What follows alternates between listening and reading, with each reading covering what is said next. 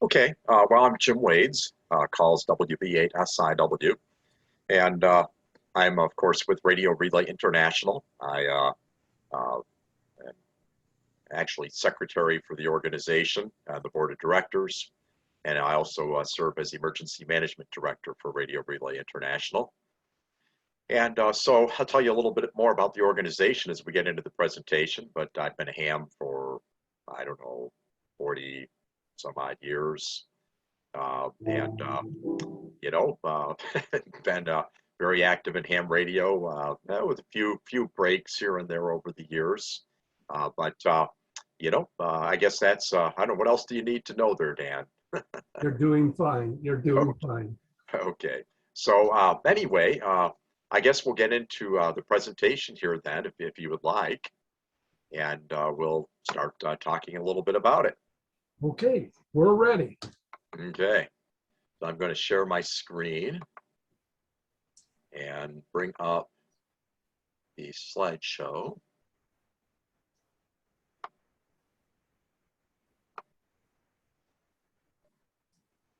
Can you guys see the slides? We do. Excellent, excellent. So again, I'm representing Radio Relay International, and Radio Relay International was founded in 2016. It's a nonprofit public benefit corporation, an NGO, and we're dedicated to the modernization, development, and maintenance of an international messaging system. So essentially, we are dedicated to, let's say, the improvement and enhancement of what most people would call the national traffic system, right? So we were essentially formed out of the assets and nets of the national traffic system.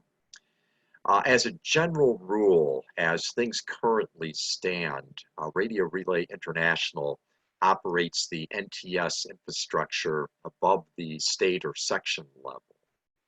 This would include things like IATN circuits, region and area nets, and the digital traffic network. And we'll touch briefly on how these different resources interact. We're not going to give a tutorial on, say, the topology and functions of the traffic system.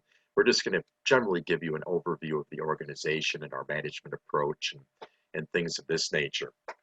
One of the things that's happened since we took over the management of a kind of, let's call it the infrastructure level of the NTS, is it has expanded significantly to other parts of the world. So for example, Europe, we have nets now in Asia, Oceania, primarily Australia, New Zealand, this type of thing. And of course, the digital traffic net is fairly well established in Europe. And we actually handle some traffic out of Europe on a fairly regular basis. So we've kind of taken to calling it the INTS because it's really not just a national traffic system anymore. It's becoming an international traffic system. This is just one of many developments that have occurred since RRI got involved in its program of improving and modernizing the national traffic system. Also, we sponsor several different programs, which we'll talk about. The National SOS Radio Network, the Neighborhood Ham Watch Program, the Boy Scout Radio Watch Program, and other programs that are really designed to promote the purposeful use of two-way radio. And so again, we'll talk about how some of those programs fit into the national traffic system and so forth. So again, a nonprofit public benefit corporation. Essentially, we're here to promote the modernization, development, enhancement of the, let's call it the national messaging layer or the national traffic system. So obviously, since we were formed out of the national traffic system, that remains our core mission. So we believe that there is value in universal basic traffic handling skills. These are the skills that apply to pretty much any radio operating activity. the use of proper procedural words and phrases, the ability to use the ITU phonetic alphabet properly to convey complex technical information correctly, the ability to perform the administrative tasks that are associated with public service communications, keeping radio logs, keeping a file of messages transmitted and received, noting message traffic from which station a message is received and which station a message is relayed, the ability to properly deliver and service a message. So we believe that these fundamental skills have value, and so we support the continued enhancement of traffic handling as an operating activity. We also believe that community outreach remains important. As the world has changed in recent decades, amateur radio in some respects has become increasingly invisible. There's a large amount of media noise. There's an emphasis on other technologies, and a properly managed radiogram origination and delivery process can translate into what one would call an educational or public relations opportunity to explain the amateur radio service, its basis of purpose, and of course, create what you might call an apologia for our emergency communications services. So we see, again, value in the training component. We see value in the potential public relations opportunity that arises from the origination and delivery of a professional delivery of a third-party message. And we see, quite frankly, a degree of fun and challenge in traffic handling simply as an operating activity. So these are kind of the day-to-day values of the traffic networks. And finally, there's always value in building infrastructure. And of course, because these nets operate 365 days a year, we're essentially building and enhancing an infrastructure. We're establishing relationships between radio operators and served agencies and let's say associated organizations, ARIES, Oxcom, RACES, Mars, etc. So the process of performing the traffic handling function essentially enhances this the development of this infrastructure and the relationships that support it, and enhance operational readiness. So the traffic networks, or the messaging layer that we operate, is essentially our core mission. And then we have other programs, or affiliated programs, you might say, that are designed to support and enhance that mission. So in this modern age, we're often asked, well, do you need traffic nets when there's the internet, and email, and cellular data networks? Now, there's several ways, of course, one could answer that.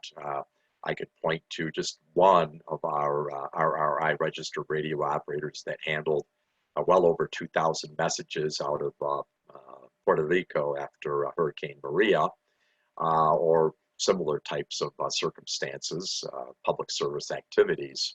But I think the question of the relevancy of the traffic nets and the traffic system might be rephrased as, well, can traffic nets compete with the internet, email, and cellular data networks?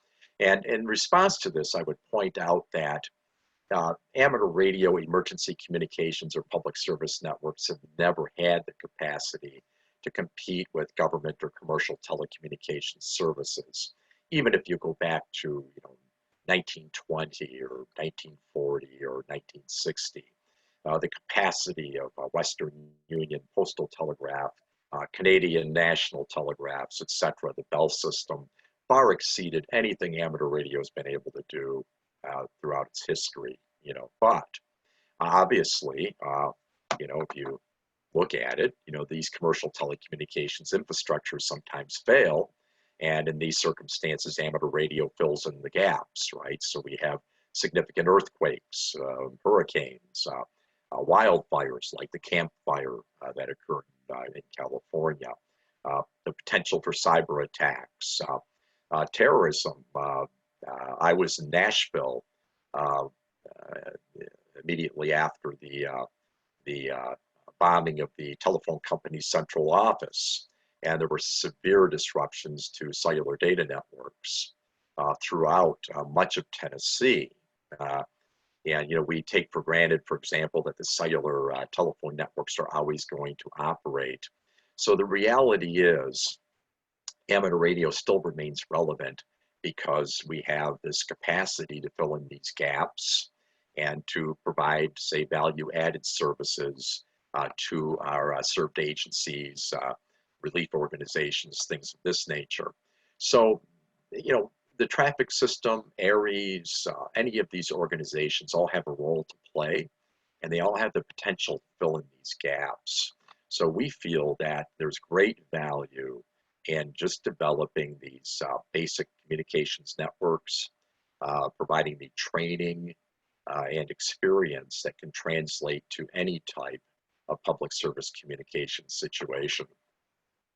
So our basic philosophy you might outline as follows, okay? In the pursuit of this core mission, we want to look for the things that are of value. So one of the things that we feel the traffic system offers is universality. It's an open architecture. You can access it pretty much using any mode or method, from basic radio telegraph, CW, voice communications, various digital modes. They're the universal common denominators. So for example, I can walk into pretty much any amateur radio station in the world, and the odds are pretty good. It has a microphone and a transceiver. I can pretty much turn on any functional amateur radio transmitter and receiver, whether it's 80 years old or 5 years old, and it has the capacity to do CW. So, these universal common denominators, these multiple modes and methods, be it CW, voice, digital modes, whatever, all provide an open architecture that is well suited, you might say, to solving connectivity problems in a kind of a dynamic way. So the other thing that we see great value on is standardization. Standard message formats, that is the universal radiogram, has lots of advantages for the MCOM world. We'll touch a little bit more on that later as we go into sort of I guess what you might call an Appalachia for the radiogram. But, the standard message format, standard procedures, all inculcate efficiency. And of course, we promote professional standards. We believe that a goal, even though we're amateurs, is to promote a certain level of professionalism so that any community service we provide is effective and reliable. And I think most importantly, Radio Relay International was formed to be a non-political organization. In other words, we want to, whenever possible, isolate RRI from, say, parochialism, rivalry between ARIES groups, issues that arise between organizations. Mission success is always the first and foremost goal of any public service organization, particularly nonprofit NGOs that are here to serve the community. So again, this is our basic philosophy. We want universal access from common denominators through up-to-date digital modes. We want standardized procedures and message formats. We want to inculcate professional standards to ensure quality community service and reliability. We want to be non-political. And of course, again, we're here to build infrastructure, okay? And of course, infrastructure means not just, say, networks, but the people that operate these networks. This cooperation, again, builds that community, sense of community, and the relationships that can be leveraged in a positive manner in time of emergency. And fundamentally, we would like to see ourselves as quiet professionals. We believe that quality programs attract quality people, and these programs in turn will promote the purposeful use of two-way radio technology, in particular the amateur radio service. So again, we call it, we sort of unofficially now call it the INTS, but the National Traffic System, Radio Relay International, is again an open messaging infrastructure. It's available to local radio clubs, MCOM units, individual radio amateurs who might have a reason to serve their neighborhood or community independently in time of emergency. We again operate what we call the manual mode net infrastructure built around CW and voice nets and some, let's call them fuzzy mode nets, fuzzy mode digital nets. Then of course we have the RRI digital traffic network, which is an automated modified hybrid mesh network that supports high traffic volumes. For example, you can originate large quantities of batch message in a form of batch message file.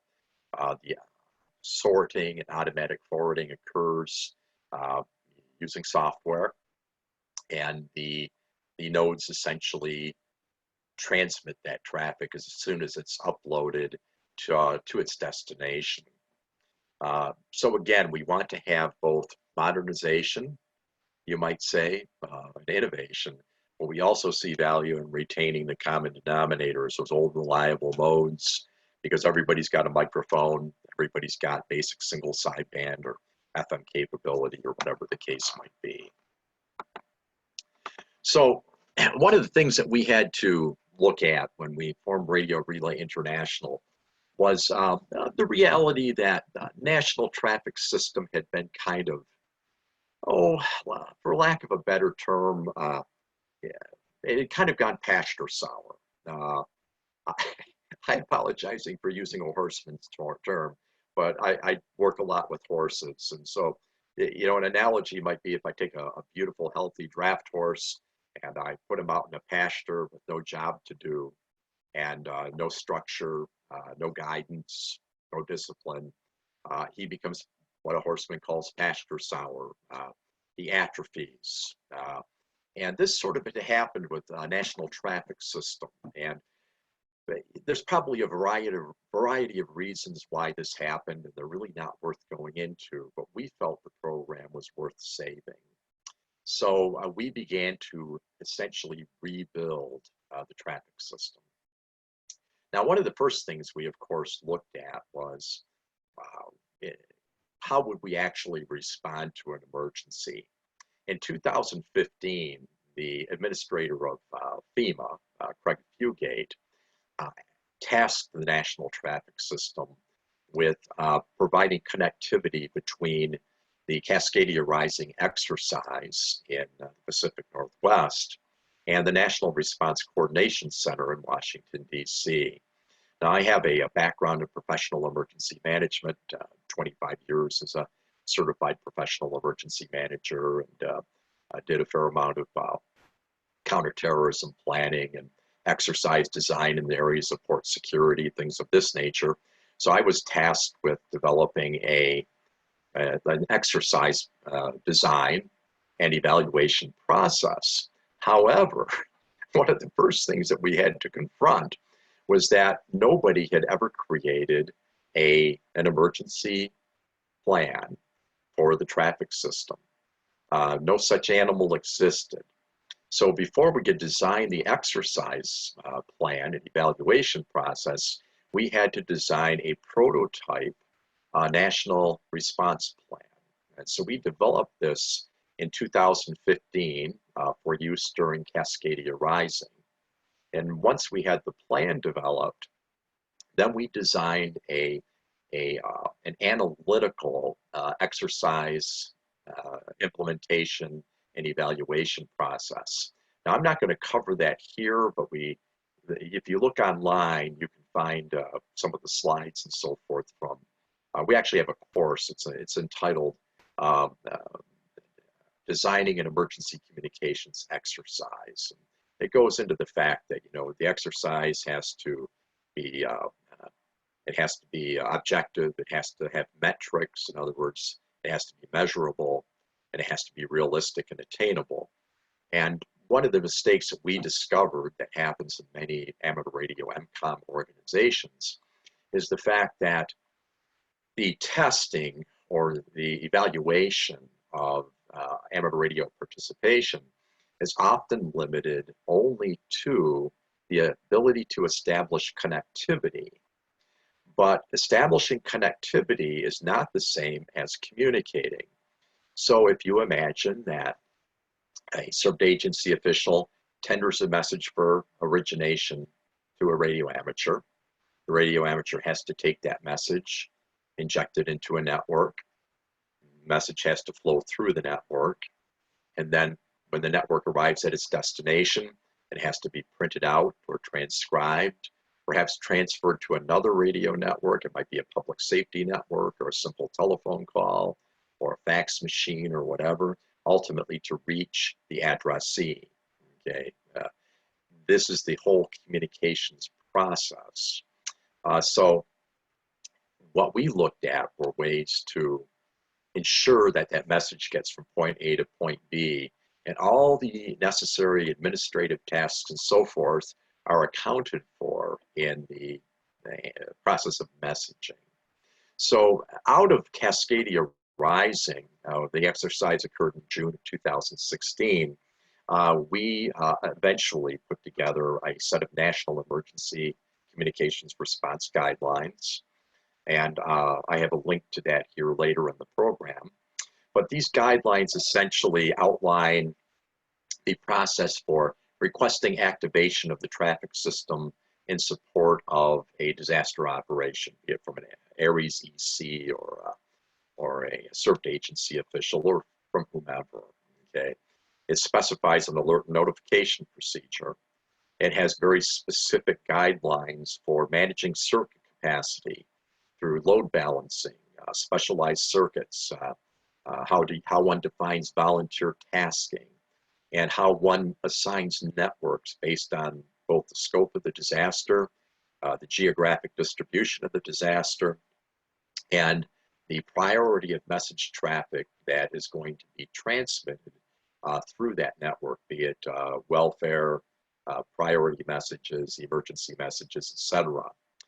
The plan also establishes a variety of specialized functions, connect frequencies for digital traffic stations at the section level, connect frequencies and download frequencies for our WinLink RRI gateway stations.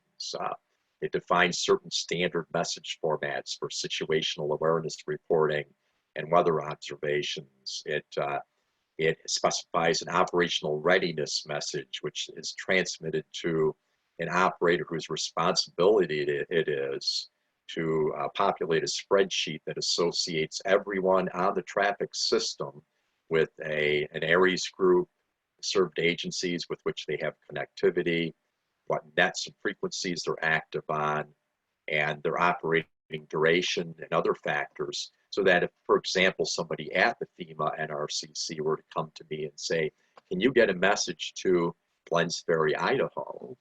I can look at that modified ICS 205 spreadsheet and say, yes, we have a station on this network, this frequency, and this is the best routing to expedite its flow through the traffic system. So we created this emergency plan in late 2016, early 2017.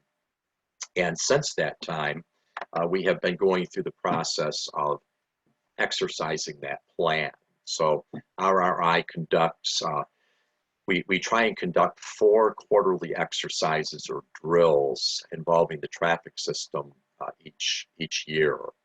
Interestingly, much of the participation in these exercises comes not so much from the traffic operators who enjoy handling the traffic, but from ARES groups around different parts of the country. And so some of these are drills more than exercises. They familiarize operators with, a particular message format. They simulate a small disaster with situational awareness reporting, etc. Some focus on technical and operating capabilities. We might just test a certain number of CW nets, or we might just test the digital traffic network, or we might do something of that nature, test the WinLink RRI interface. And then, of course, what accounts usually for the functional and full-scale exercises are these larger exercises in which we support either agencies or ARES groups. So Cascadia Rising would be an example. The U.S. Navy medical exercise we supported a year or two ago. The recent MarsComX exercise. We're also doing some ongoing message originations to emergency management directors in selected states. The messages originate on the Mars networks. They move into Radio Relay International, and then of course they're routed to their destination to an EM director who acknowledges receipt of the message and confirms accuracy and receipt. So some of these things just go on randomly during day-to-day operations, you might say. And so again, you know, we support pretty much individuals, ARES groups, MCOM groups of any kind, REACT, ARES, it doesn't matter. We are an open, nonpartisan infrastructure, you might say. Now, another problem that we ran into was I guess I would prioritize it by saying the lack of peer review. So if one goes online and say Google's traffic handling, one will see all kinds of courses representing all kinds of opinions. And not all of these are peer reviewed. And not all of them have sort of what you might call a linear approach to training and education that takes into account prerequisites. So Radio Relay International has put together a set of standard training classes, most of which are conducted online, with a couple of exceptions like the field operations workshops, which obviously we haven't presented over the last year because of COVID, but we hope to pick those back up. The courses, again, are all peer-reviewed. We insist on a professional quality of instruction. And at the state level, when we get requests from, say, section traffic managers or net managers or others for the, let's say, to use the training materials, we insist that they kind of go through the class, understand the instructional standards that we have to ensure a good quality of service to the amateur radio community. We've also, over the last 5 or so years, developed a wide variety of documentation. The Radio Relay International Training Manual, the Field Manual, updated methods and practices guidelines, and a whole bunch of work product to help standardize, improve, and promote a professional quality traffic system. And I'll show you some examples of this as we reach the end of the presentation. So this is, you can find this on our webpage, but this is a guide to training classes that's published on our webpage with prerequisites, associated training materials such as books or other activities. Some examples of certificates that we issue for registered radio operators, or a training certificate, or proficiency certificates for people, for example, to demonstrated proficiency, say copying our CW bulletins or participating in emergency exercises, things of that nature. So we've been issuing a lot of these certificates, particularly during COVID-19. When we had some time, people were at home, and we put on a lot of training classes in 2020. So again, I'm trying to keep this to an hour. We're talking about a pretty large scale organization here, really. And so I'm kind of trying to compress a lot of information and insight, hopefully, into your, so that all of you will have a better understanding of what RRI is all about. Now, another thing that we looked at was how, let me preface this, I guess, by saying we're not in the local MCOM business. we support local MCOM groups, but we're not here, say, as an ARIES group or something of that nature.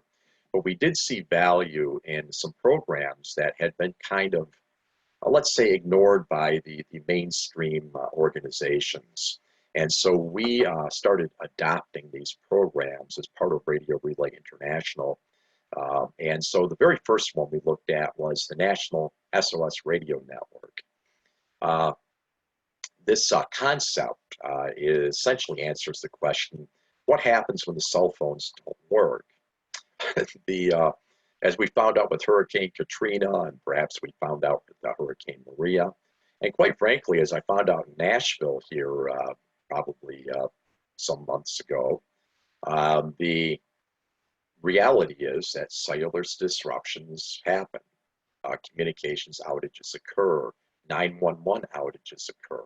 And essentially what the National SOS Radio Network does is volunteer radio amateurs monitor FRS Channel 1 in time of emergency for citizens that require assistance. You know, many people have these blister pack UHF FRS radios. They can step out into their front yard or go up to the second floor of their home and request assistance. And if you look on our webpage, there are actual radio PSAs that can be broadcast in a community that's perhaps suffering a communications outage or has suffered from a hurricane or an earthquake, and which basically promote this concept of the National SOS Radio Network, the 1-2-3 concept. Put batteries in the handheld radio, turn off the privacy tones, tune it to channel 1, go outside or to a high location in your home and request assistance. And many radio amateurs have the ability to monitor these 450 or 460 megahertz FRS frequencies. So this is really a program that's designed to fill in some of these communications gaps during a major disaster. And we've had some success with this, but we need to promote it. We need to get the word out, and we really don't have the bully pulpit, say, of an ARRL or a larger amateur radio organization. Another program which is kind of related to National SOS is Neighborhood Ham Watch, and in some areas they call this the Neighborhood Radio Watch. So the concept here is that if you look at the traditional model of amateur radio public service, we have this process of shadowing. So let's say you send 10 search and rescue volunteers out into a neighborhood after an earthquake, and radio amateurs are assigned to them, and they shadow them, and perhaps they provide communications. The problem with that is it's pretty labor intensive, and today there are just many available short-range communications options. You know, there's the FRS, GMRS, there's still CB radio, which works surprisingly well in primarily rural areas. The idea here is that a VOAD, a search and rescue team, faith-based group would have its own internal communications with amateur radio clubs or ARIES groups providing the training and technical assistance. They maintain their own communications network. Much of their communications will remain within their organization, but then an amateur radio gateway operator provides the interface or the traffic exchange between the Neighborhood Ham Watch network that supports this VOAD, and then of course with, he provides that interface to say emergency management, public safety, WinLink, Radio Relay International for the broader infrastructure. And our first prototype program was developed by New York City Amateur Radio Emergency Communications Services and the main section of the ARRL. And that was our prototype, and it established a model. And then our next program that was developed was in response to the Camp Fire.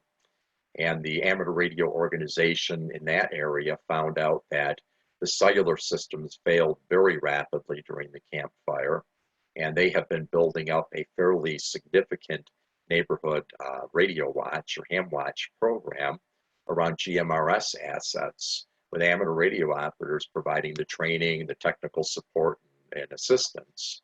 And again, you know, organizations, citizens, etc., are equipped with these basic GMRS capabilities, but the amateur radio organization, the ARIES group, for example, provides the, let's say, gateway function and connectivity to these higher level functions, agencies, and organizations, and is proven to be very successful in that area of California. And since then, other organizations are beginning to, of course, use these as models for their program. Our role in this is really just to provide a model and guidance and, you know, so forth to promote the program. But it is a Radio Relay International program. So it's related somewhat to National SOS in that most of these organizations function using GMRS and FRS assets, which are interoperable. And of course, amateur radio provides the oversight. So you might imagine, you know, a diagram like this that it kind of stole from one of our other training programs. But you know, you have this basic network that supports the local community organization. They communicate with an amateur radio gateway, and the gateway provides that connectivity to the ARIES net, the EOC, the public safety answering point, WinLink, RRI, traffic networks, etc. And in that respect, the amateur radio gateway becomes a force multiplier. And I guess one of the ways you could say this is not everybody has to be a ham. As a matter of fact, in some respects, distributing demand on circuit capacity across multiple radio services probably has some advantages to amateur radio, not just in terms of managing circuit capacity and load balancing in an MCOM environment, but it also frees up radio amateurs to provide the higher value support to, say, direct service to served agencies. So again, it's a force multiplier in that respect. And again, you can do CB. Citizens Band is kind of, actually we got some programs on CB radio that generally function in remote areas. CBs are cheap, fairly effective, unless you're in an urban location. Then they're kind of useless. But then of course, we looked at scouting, right? You need to be growing the radio amateurs of tomorrow. And I won't dig too deeply into this program again for lack of time, but Joe Ames, who's our chairman, former section manager of Eastern Pennsylvania and former NTS Eastern Area Chair. Joe is kind of responsible for developing this program, training materials, and you know, policies and so forth. And again, the idea is to encourage scouts to become familiar with the purposeful use of two-way radio. So that's kind of an overview. You might summarize it by saying that, you know, we recognized a need for a cohesive approach to emergency communications. We saw a need to modernize and enhance and improve participation in the traffic system. We saw a need we saw the training value in the traffic system, the value in universality, common denominators, as well as some of the advantages to the way in which our digital traffic network operates. And then, of course, we saw value in these other programs. And we're trying to create a nexus, you might say, between these processes to you know, enhance amateur radio's capabilities, enhance participation in the amateur radio service, and essentially encourage people to see the value in the purposeful use of two-way radio. Now, my program's almost over, but I would be incomplete without addressing the issue of the radiogram, or perhaps creating an apologia for the radiogram. One of the things that may have contributed to some of the let's say, I hate to use the word marginalization. That's not really the word I'm looking for. It would be the you know, kind of uh, deterioration, you might say, of the national traffic system, was this idea that the radiogram was no longer relevant. Now, it's important to understand that the radiogram is really no different than an email. It consists of three parts, essentially. It consists of network management data, the message serial number, message priority, station of origin, a check for determining completeness, place of origin, and a date time group. It's network management data. This is essentially identical to everything that's appended to an email, for example. Then, of course, it has an address or to line, has a signature or a from line, and then it conveys intelligence. In this respect, the only difference between, say, for example, the NIMS ICS 213 minimum standard and the radiogram is that the radiogram adds network management data. And this network management data is actually surprisingly important. It's not an affectation. It is a methodology, or it's data that allows one to service and reply to messages that are transmitted through multiple networks. So for example, if you look at the message number, imagine that you're originating 300 or 500 messages from a state EOC during a significant disaster, and you get a reply in reference to one of those messages. It is much easier to understand the temporal and subject matter context of that reply message if it says reference message number 3 or reference message number 225. You can quickly go look through your file of originated messages, see which one it applies to, and say, oh, okay, I see, you know, the context and who's responsible, and I'll ensure that this issue is delivered. Okay, this reply is delivered along with context. The message number, serial number, exists for a reason. Message prioritization exists for a reason, right? An emergency message is more important than a priority message or a welfare message. If I have to reply or route a message back to the addressee or to the man who, or woman whose signature appears on a message, I need to know the station that's associated with that person, and I need to know the location of that person. Okay? Each of these components have a network management function that go with them. We have regularly transmitted content and radiogram format to served agencies. They accept them every time. The Federal Emergency Management Agency had radiograms appearing directly in their data stream at the National Response Coordination Center up on the big screen. So the radiogram is really just an ICS 213 minimum standard message, but with the addition of important network management data that's essential to record keeping, routing replies, and associating specific amateur radio stations with specific networks, locations, and agencies. And that's why you see these things like, you know, message number, priority, you know, a date time group. You know, why do you send a message in UTC? Well, in Michigan, there's 2 time zones. In Nebraska, there's 2 time zones. You know, in Indiana, there's 2 time zones. You know, if a message is moving from, say, California to Maine, the use of UTC prevents confusion when messages have to be placed in temporal context.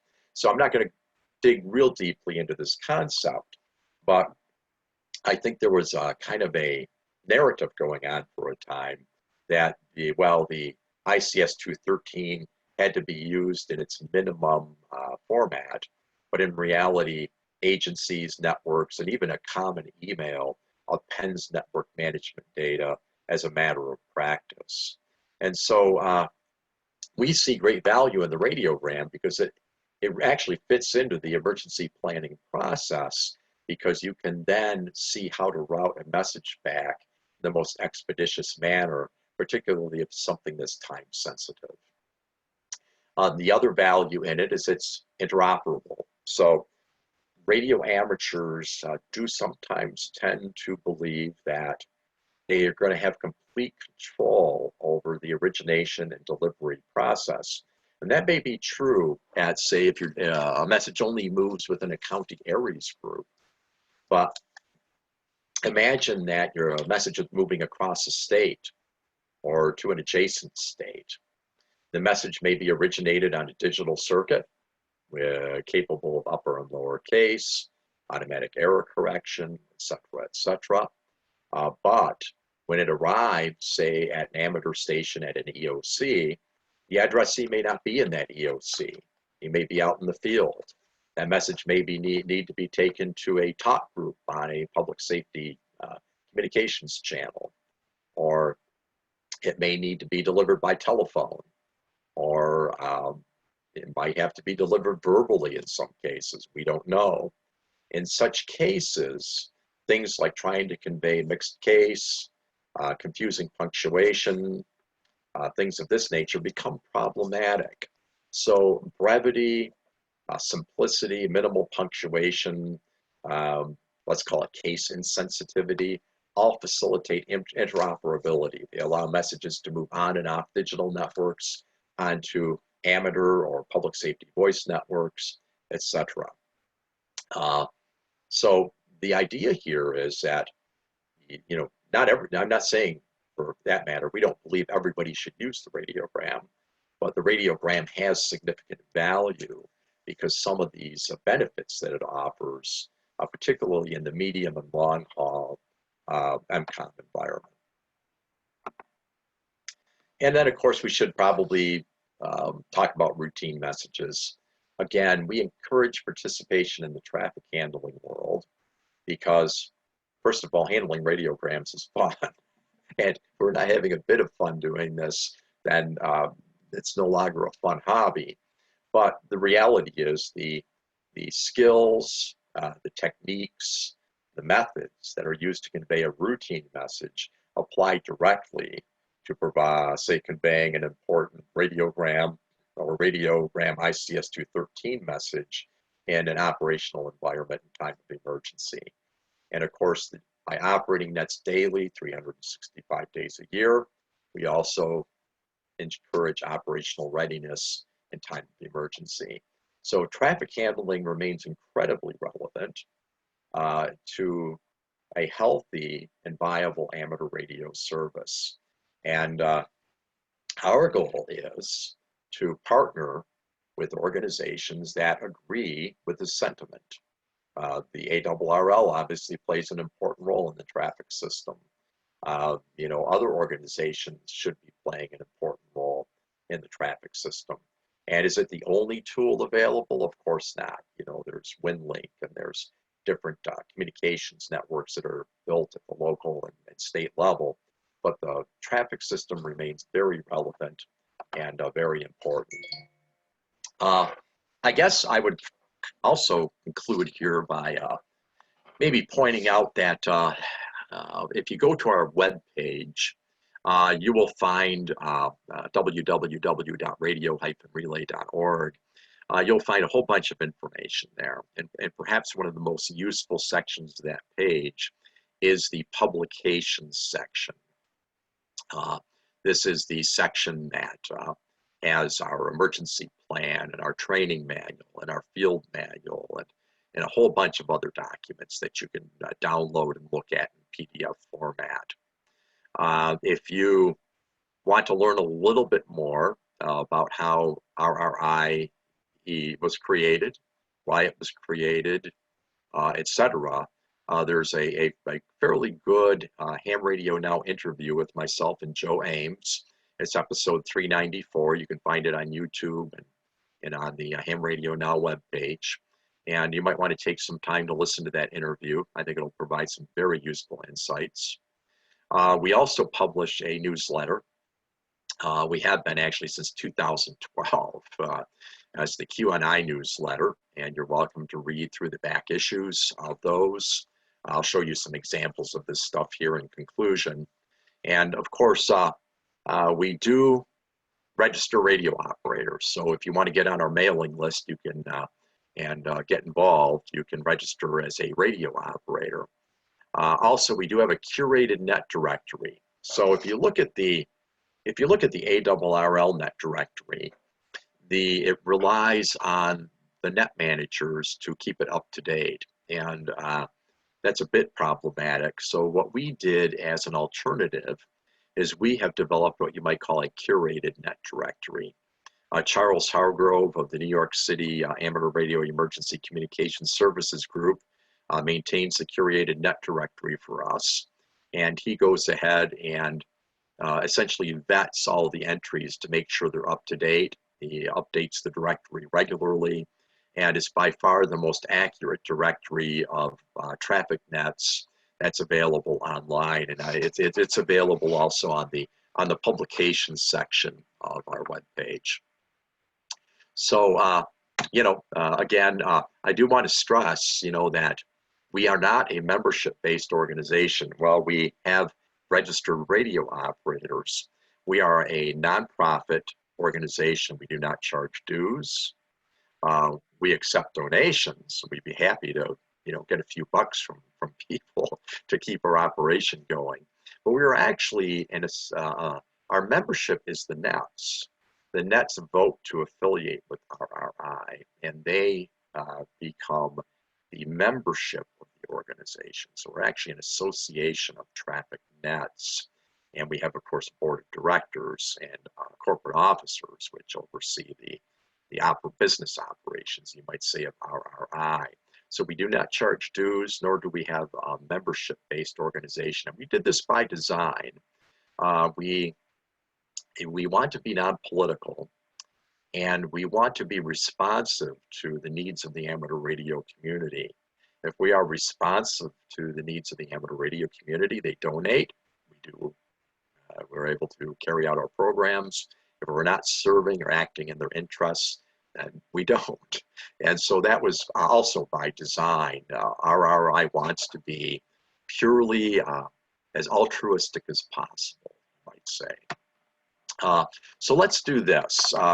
I'm going to just go through some documents here and just give you some samples. So the first thing I want to go through here is, this is an example of our net directory. It's basically done by region. Okay, so like here you can see European Union. This is Oceania, Australia, New Zealand. It's kind of alphabetical. This is the eastern area, which is the eastern United States. And then, of course, from there, it's broken down by states and the like. And then, of course, you come into the central area, and then, of course, western area. And you can look at all the different traffic nets here. These are the IATN frequencies, our inter-area traffic nets, things of this nature, net manager contact information. You can find this on our publications page. You're welcome to dig through our training manual here. So, basically, there's an introduction to disaster telecommunications planning and theory. We talk about some of the origins of the various amateur radio public service programs and how they interact. And we go into how the traffic system is structured, basic net procedures, bunch of reference data, things of that nature. This is our field manual. I guess I didn't back that up to the beginning. I didn't read through this. It has a lot of good technical information about the traffic system. And so you can read through that. We also have fillable radiograms. This was something else that was lacking in the traffic system. Pardon me, I'm going to take a sip of water or soda or whatever. So these are available in different forms and formats on our page. You can populate these, on your computer or whatever, and print them out or save them as a PDF and email them to somebody or fax them or whatever you need to do. And again, modernization, right? Something as simple as a fillable PDF, uh, plenty of room in the text for longer messages for served agencies.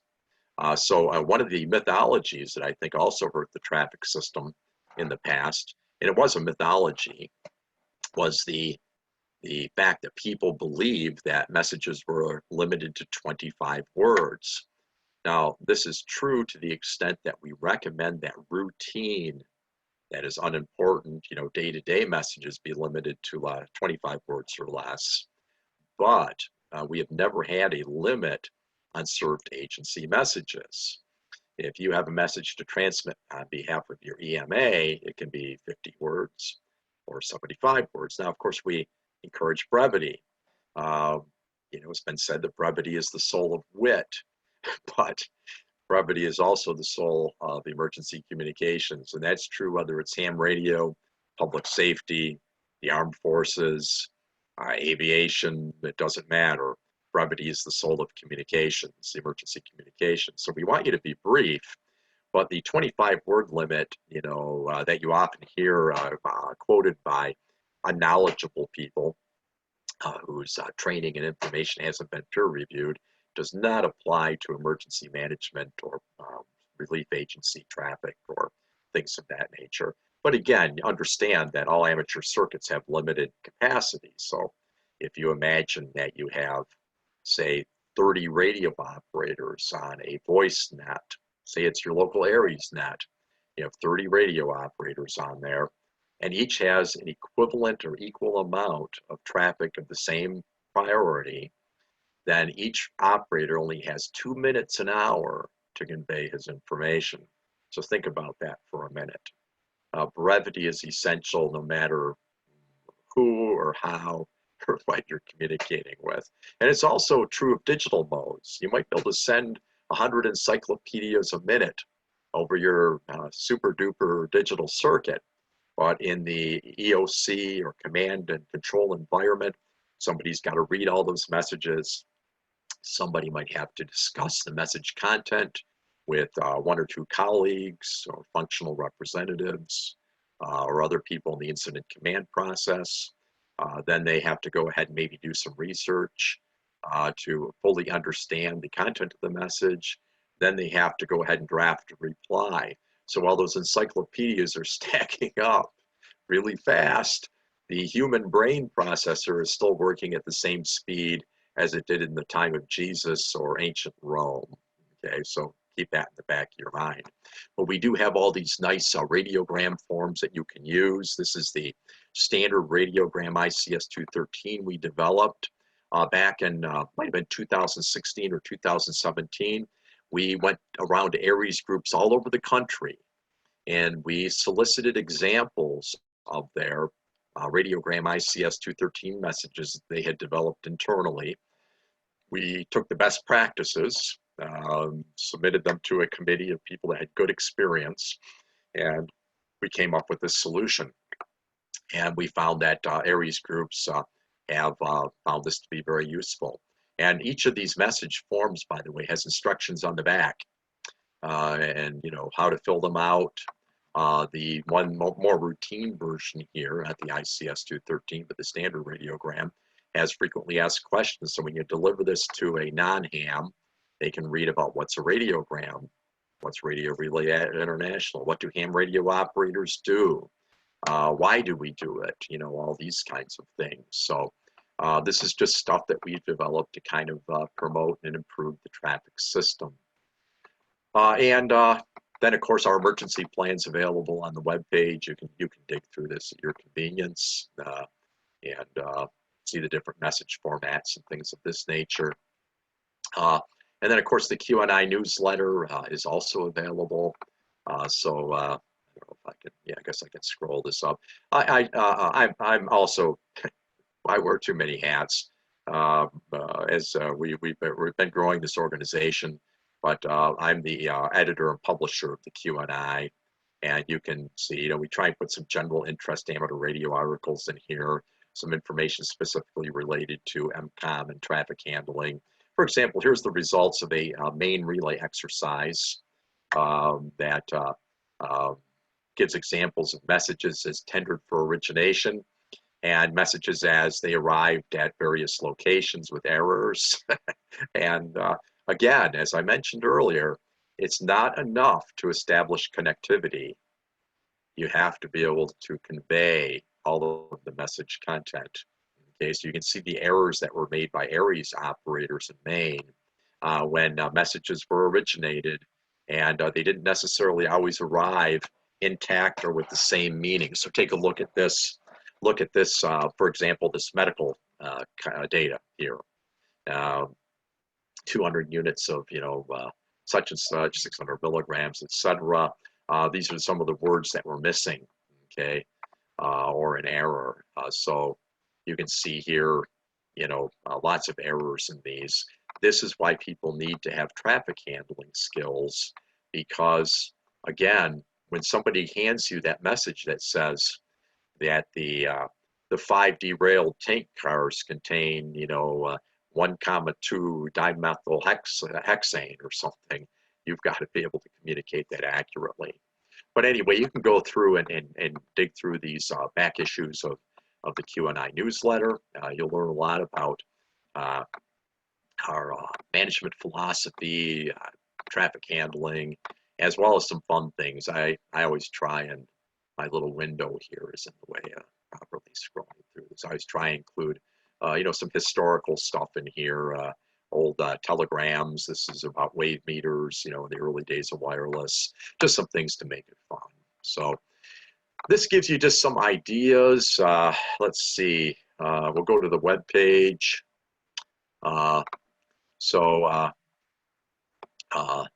This is our publications page. There's all kinds of material on here for you to look at, including FCC filings, training materials, that directory, things of that nature. And so you can kind of go through that. And then if you go up to the top of the page, there's a section for the National SOS Radio Network, Neighborhood Ham Watch, general information about RRI, comms plans, traffic ops, things of that nature. So feel free to explore. Like I said, there's so much to go through. I could spend a good chunk of the evening tying you guys up, but I see that we've come to just about exactly an hour since I started. And of course, Don asked for an hour, so I gave you an hour. And let's do this here. I'm going to escape the screen sharing. And let's see, let's stop the share. And now maybe I can see if there's any questions. Hang on here, guys. There we go. So Dan, how do you handle questions? Do you do it through the? Yeah, we'll take it from here and you just answer the questions. Lee, you want to come on? Yeah, was that me? Yep, it's you. Yeah, okay, I apologize. I came in late, so let me know if this was already addressed. But most of the people here are local level MCOMs. And like you said, you're not really at the local level. What can you address recruiting at the at the regional level? What we can do is, I'm section manager of Iowa, WA0UIG, and I'm also a DTN for Iowa. And what can we do to help at the local level to help recruit for the regional level for traffic handling? Well, that's a good question. Many years ago, by the way, I was offered the job of emergency management director for Pottawatomie County, Iowa. I won't tell you how. It's still open. I won't tell you how many years ago that was.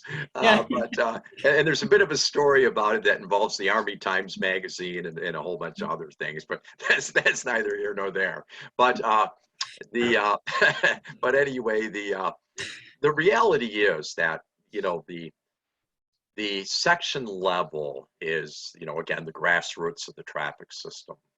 And what the ARRL, people can really do is they can promote traffic handling, right? I mean, they can provide the training, they can get people excited about it, they can encourage participation, they can incorporate the section traffic nets, and if necessary, other parts of the traffic system at the infrastructure level in disaster exercises, even if it's in, you know, a small role of some kind.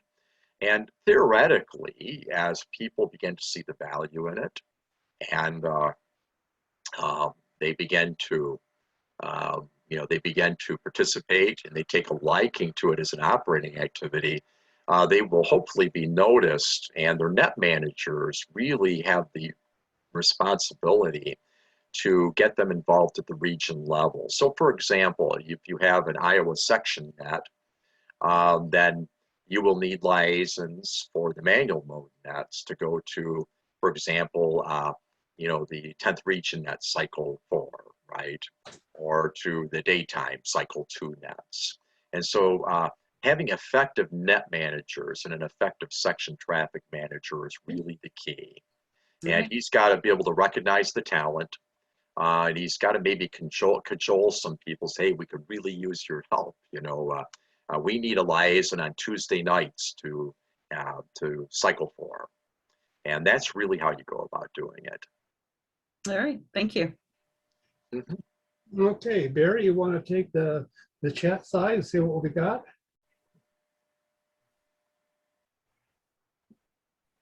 Hello, Barry.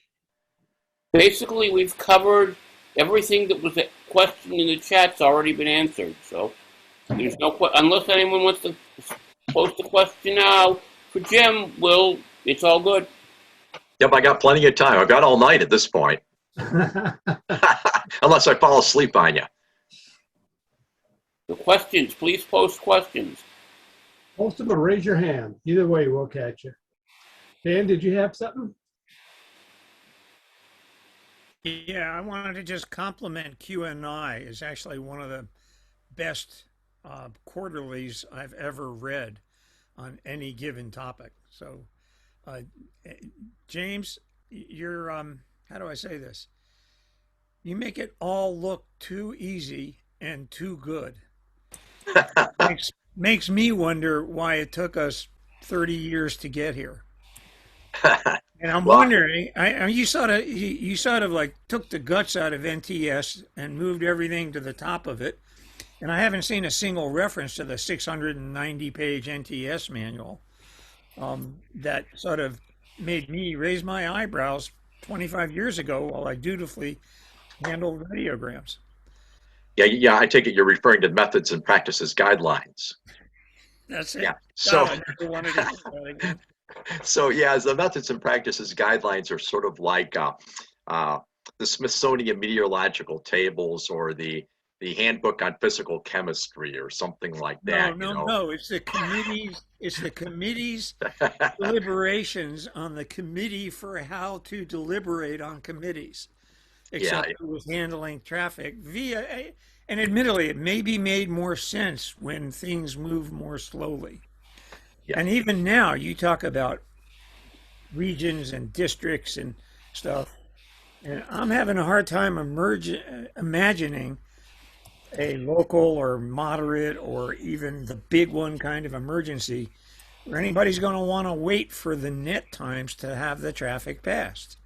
Well, no, of course that won't happen. And well, if you look at Cascadia Rising, where we developed the prototype, the original prototype emergency plan, the data is pretty interesting. So the manual mode, we basically tasked radio telegraph nets, radio telephone nets, and the digital traffic network, and the Alaska Interior digital network, which operates on a WinLink protocol. Those 4 networks participated, and so we linked Alaska, Washington State, Oregon, Idaho, and Northern California to the National Response Coordination Center in Washington, D.C. The radio telegraph nets scored 99.998% accuracy against, I believe it was 10,220 data points in simulated 5-letter cipher group messages. Message propagation times from when, say, messages were tendered for origination in the disaster area to as measured to the time when they appeared in the data stream at the National Response Coordination Center, averaged in the range of 10 to 13 minutes. Okay, and so that's for a trip from essentially the Pacific Northwest through the network to Washington, D.C. But the way we did that is we had a prototype emergency plan that managed the load balancing. It went ahead and specified specific circuits for this process. And it took a fresh look at how you might apply NTS to a disaster. The digital traffic network, interestingly, scored 99.997% accuracy. Now, people sometimes say, well, that's impossible. The hybrid, mesh digital network using Pactor 3 is more accurate. It's automatic error correcting. Well, yes, it is, except for the guy that's typing the message into the terminal. That's the difference there, right? But, the general idea is that the traffic system can be very efficient if you are willing to step outside the box and say, okay, how can we reconfigure this dynamically to suit the emergency situation so that it works? I do have one question, which is, how come you never mentioned shares? Well, the reason is we do have RRI registered radio operators who are shares stations, but we have been interfacing with Mars directly, but not with shares. Mars has the shares interface. There is some politics behind this. There is an individual who is a program manager for shares who hates NTS. I won't mention his name, but maybe when he retires, there will be a chance for a renewed relationship between shares and the NTS program. Well, you're fighting a good battle, and I salute you. I can't keep up with you. Oh, thanks. I appreciate that. We're trying, and let's be honest. It took 40 years for NTS to atrophy, or 30 anyway. No, they could not have atrophied that badly in 40 years. Yeah, yeah, maybe not. So we've only been at this now for for what 6 years or or so, Right. and so 2016. it's going to take some time. Well, you got my attention. Well, I appreciate that. I really do. All right. Is there anybody else who's got a question or a comment? You want to raise your hand or type something in the chat there? We would ask, there were some questions about the regional and the higher level nets. They're operational 24 hours a day, 7 days a week, correct? No, that's actually not true. Now, the digital traffic network, of course, is automated, so it's operational 24/7, 365. The manual mode nets operate on a time domain cycle. So under routine configuration, there are two configurations for the traffic system, one of which is routine configuration, and the other of which is emergency configuration. Under our routine conditions, that is our day-to-day operation, there are essentially two cycles. So the region nets meet twice in the evening, twice in the day, and same with the area nets and their time sequence. So for example, if I originate a message in Iowa at 7 p.m., it goes to the cycle 4 first session of the region net at 7:45 Central Time. Then it goes to area net at 8:30. Then returning traffic to the Iowa section moves to the region net at 9:30, and then of course to the late sessions of the nets at 10. So there's this time sequence process that still occurs under routine conditions or routine configuration for the manual modes. But they operate every day, though. But they do operate every day, yes. Yeah. Mm-hmm. And you can go to a 4-cycle session if it's a real emergency. Right, or what we would more likely do is we would, what we do generally speaking is we assign specific circuits to specific message priorities.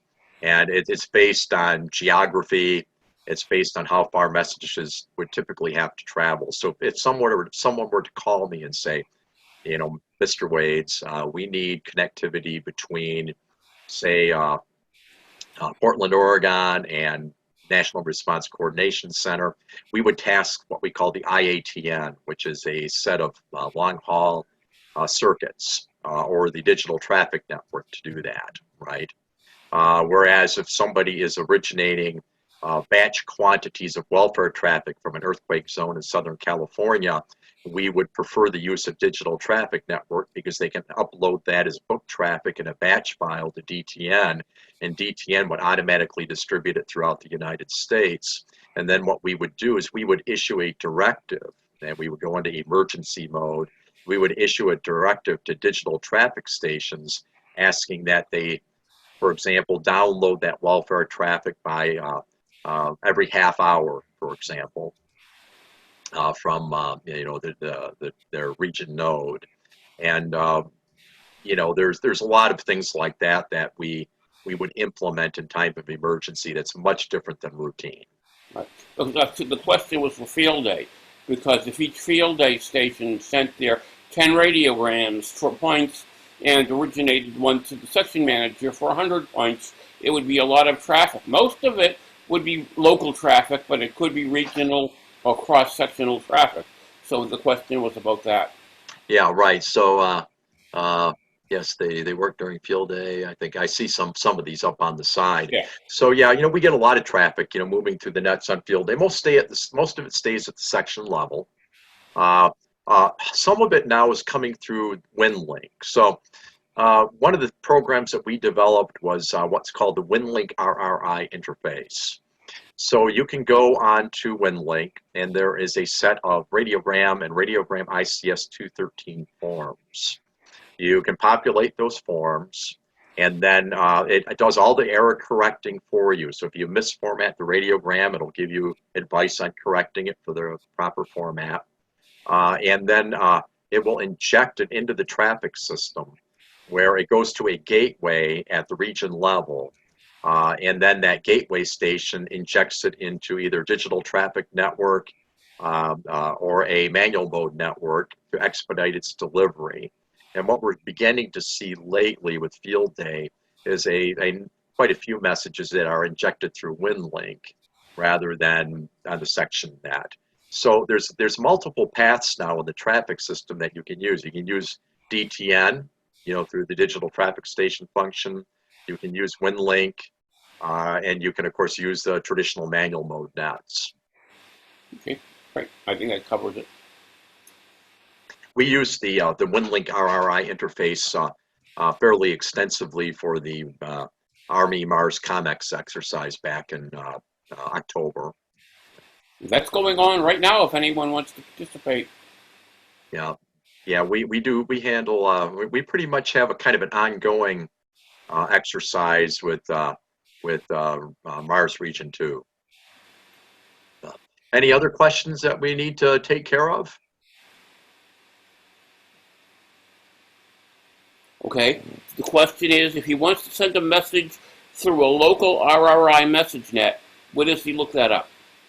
Okay, well, the net directory is on our publications page, and which I think I showed an example of that. Mm-hmm. So if you've never handled traffic, you probably want to, when you check in, let the net control know you're new to traffic handling. List your traffic, and they'll probably assign somebody to help you out. Now, there's one thing I should point out, and that is RRI and NTS, as you might call it at the section level, right? They operate as a unit. Okay, so it's a seamless interface. So you check into an ARRL, NTS net, that message will go into the RRI infrastructure and vice versa. So any of the traffic nets on that net directory, you're welcome to check in, originate a message. It'll move through the system just like it's one complete, network.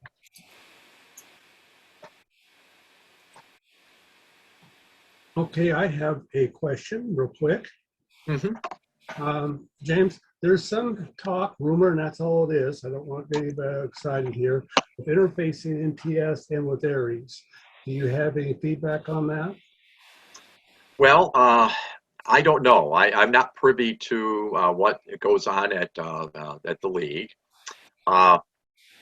there's been some talk of this over the years. There's not, I don't necessarily have a problem with the unification, between the two. The only thing that I would caution, I think, is that you have to have training and standards for the traffic handling process. And so if you're going to unify the two, Aries is kind of a different animal. Every Aries group is somewhat different geographically.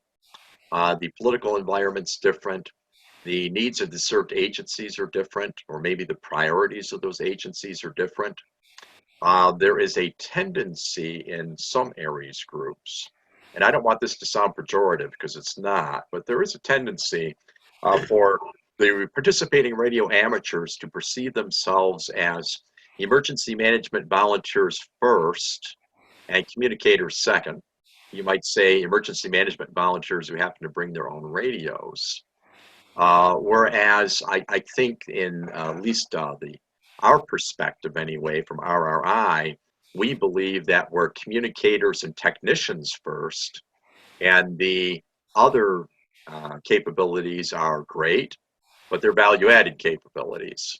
But our first and foremost duty is to be a skilled communicator and or technician.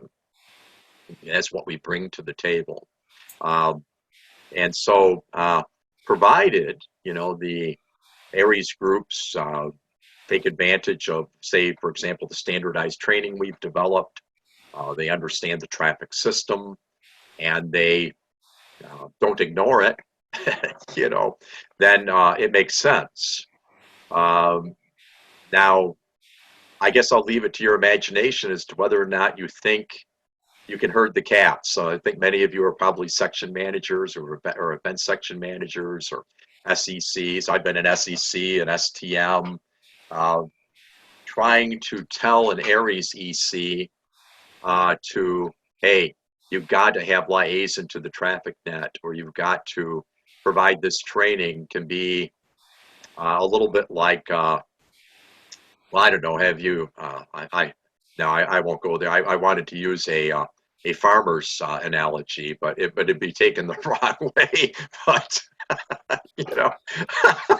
some of you probably can imagine what I'm thinking right now. So it's all about how you bake the cake. Let's put it that way. I think that's pretty well said. Well said. We are dealing with volunteers and at different levels. And it is difficult in some areas. All of those areas, you have some areas that have their own agenda going in terms of what kind of communications they want to do and what they're interested and not interested in doing. And that pulls it out of sync with maybe a lot of the other areas. So it is a struggle.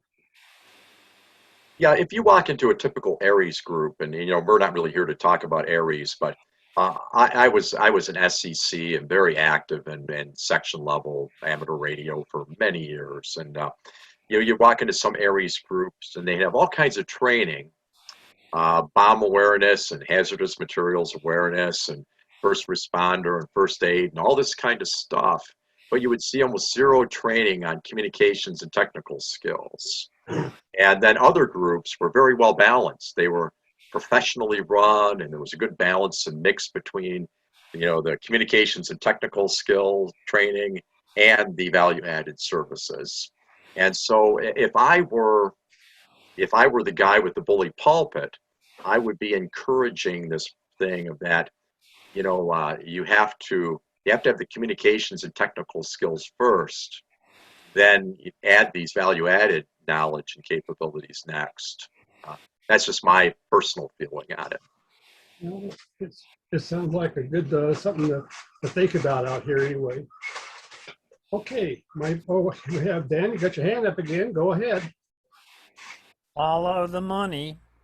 FEMA's not investing in ARRL Aries, and they're throwing immense amounts at CERT and other similar community-based organizations. Yeah, I can't speak to that particularly, but I'll give you, an example. for part of it is when it comes to grant funding is an unusual animal, which we don't have the time to talk about tonight. But an organization has to have grant funding and so forth is something that one has to go seek out, then apply for, and then have the administrative processes to administer the grant, right? The personnel, the skills, things of this nature. And again, I'm not qualified to comment on the leagues or anybody else's management processes, right? I'm not in that loop. So it may not be that FEMA is so much overlooking amateur radio, but that the correct approach hasn't been taken with FEMA or other organizations.